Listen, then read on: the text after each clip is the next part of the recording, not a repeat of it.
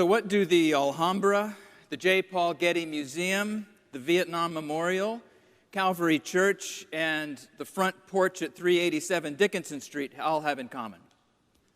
That's a bit of a trick question because the answer I'm looking for is the quality without a name. Also, we're Episcopalians, don't actually talk back to preachers, but not much is similar among these places, though. They're built from different materials for different purposes in different contexts.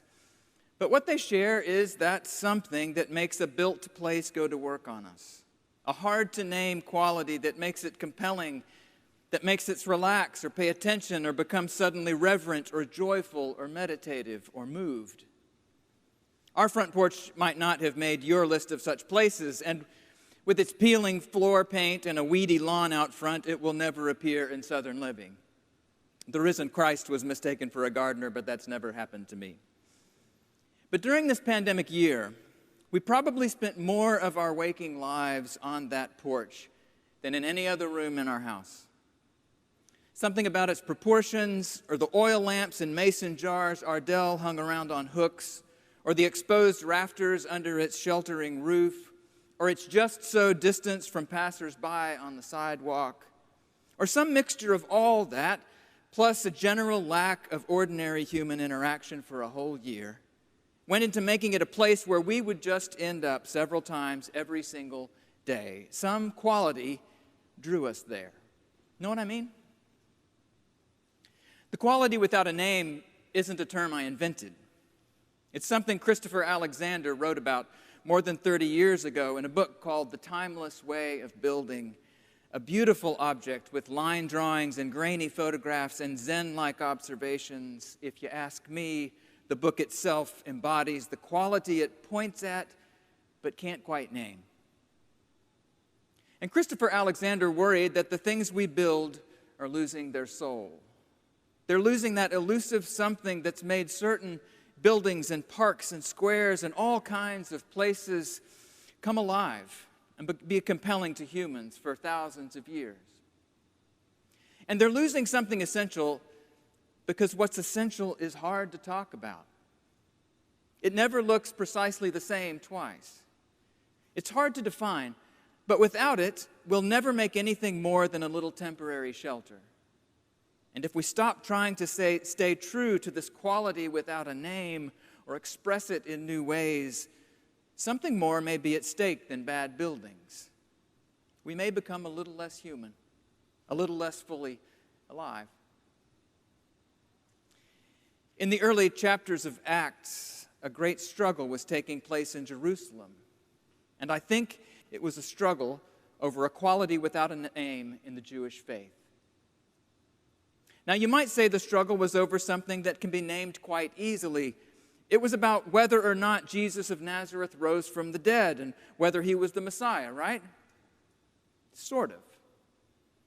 Except the whole notion of Messiah and the whole notion of what it meant to be true to the faith of Abraham was being radically challenged and changed, turned completely inside out.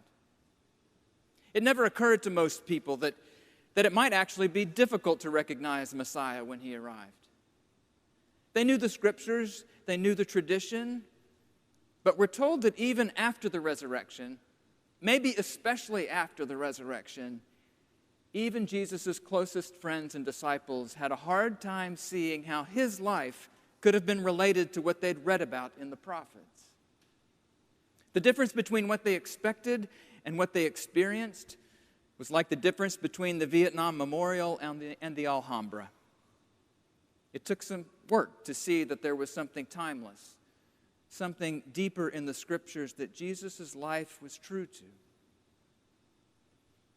So back to Acts. Here's some context for today's reading. Peter and John have arrived at the temple at 3 o'clock in the afternoon, the hour when sacrifices and prayers were offered. Take note of this. These were Jews doing what faithful Jews always did. And they were doing these things on the resurrection side of Easter. As they arrived, people are carrying in a man who'd been lame since birth. The man would sit at the temple's gate and beg alms every day. But on this day, he was healed. He stood up and he walked. And Peter used that occasion to tell everyone in the temple about Jesus. Now, from our perspective, it's hard to read this story as anything other than about one Christian evangelizing a bunch of Jews. But Peter wasn't preaching that Jews needed another religion. He was trying to convince his fellow Hebrews that Jesus was truly and deeply one of them. That Jesus was not an enemy, but a brilliant and transforming expression of the heart of the Hebrew faith, the faith of Abraham and of Isaac and of Jacob. So I wonder, what if Easter for us is still about letting go of some of our concrete expectations and understandings and learning to see deeper connections and patterns and meanings the timeless way, a quality without a name in our faith, down beneath its familiar forms? I'm reflecting on all of this with you as an Episcopal priest, just a few weeks after Gallup released yet another report of the decline, if not impending death, of organized religion in America. As you've probably read, for the first time since Gallup began its survey in 1937, less than half of Americans now belong to a church, mosque, or synagogue. You might imagine this trend as a long, slow decline. It is not. The percentage of church members was 73% in 1937 and was still 70% in the year 2000. But in the last 2 decades, it has dropped 23 percentage points to 47%. That's a startling number for the dwindling group of us who find church to be an indispensable part of our lives, right? But I also think all those decades of high church attendance by people in power in this country made it easy to misread the story of the church's beginning way back in the book of Acts.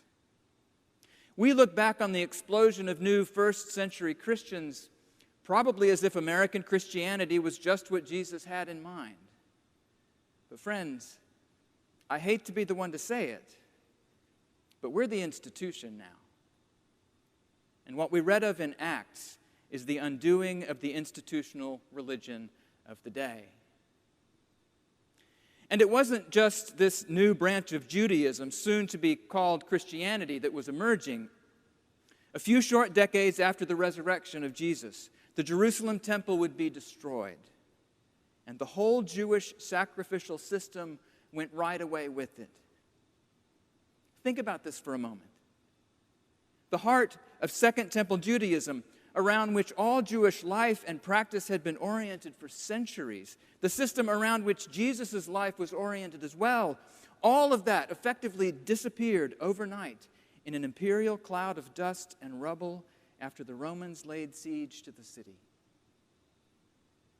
But the good news, the gospel, that is that the forms that went away 2,000 years ago were just that. Forms, temporary expressions or containers for faithful human life with Yahweh, a name that means some Zen-like thing like, I am who I am. Life, in other words, with the God without a nameable name. And life with the living God, friends, did not come to an end with the end of those beloved and ancient forms. What does all this mean for us, Episcopalian Christians at Calvary Church in Memphis right now? Well, I don't exactly know. No one does, not even the Gallup pollsters. But I don't think it means tweaking the old forms of church in clever new ways in a desperate attempt to win back those one-time believers who are slipping away from us so quickly. Electric guitars and tattooed preachers in skinny jeans are really just other forms of altar flowers and polished silver and stained glass, useful insofar only as they're used to shape a community in the way of Jesus. Distractions if they become the focus of our efforts and our attention. It also won't mean preserving our beloved forms of worship or returning to something even older in search of something stable and pure. If there's anything in Jesus' life and teaching that commends preservation or self-protection, somebody's going to have to point it out to me. Wherever I look in the Gospels, Jesus is telling us to stop trying to save our lives and lay them down for the sake of the world he loves. And then he does just that with his own unprotected life. Which means that if we don't think the way of Jesus can survive the death of his church, we've somehow started following the wrong Savior along the way. The implosion of religion as people knew it is actually our story in a far deeper way than American Christian families of 2.1 children making their seersuckered way to Easter church. Friends, the church was made for a time like this one more than it was for a mythologized Christian America. Christianity was made to sprout from the rubble of religion, not to be one more religion struggling to preserve itself at all costs. There's a holy place that clearly has the quality without a name, which I haven't mentioned yet.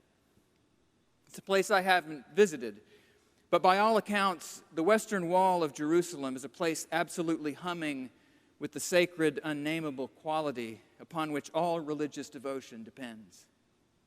I know you've seen the images of people weeping and stuffing prayers into the cracks between its stones if you haven't done so for yourself.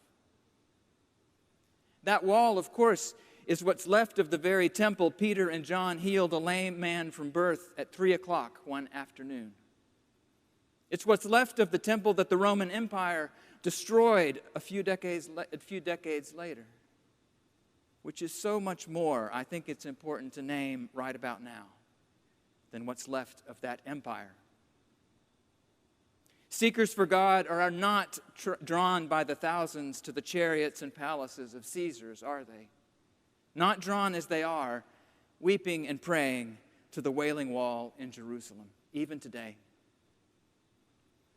So maybe that wall can be an image for us modern Christians of what it means to stay fixed and attentive and true to the quality without a name in Jesus' way. Jesus' people didn't go tear down that temple. They remained very much active and alive within it, healing the sick, offering up their sacrifices and their prayers, challenging and engaging the people they met there with their own experiences of God. And they remained even after the temple had fallen down all around them, staying deeply true to the Hebrew people's way with God in an altered world, but a world that had never needed the good news of God's loving and persistent presence in their lives more than it did right then. A world that's never needed that good news, whatever forms it sloughs off or takes on, than ours does, right here and right now.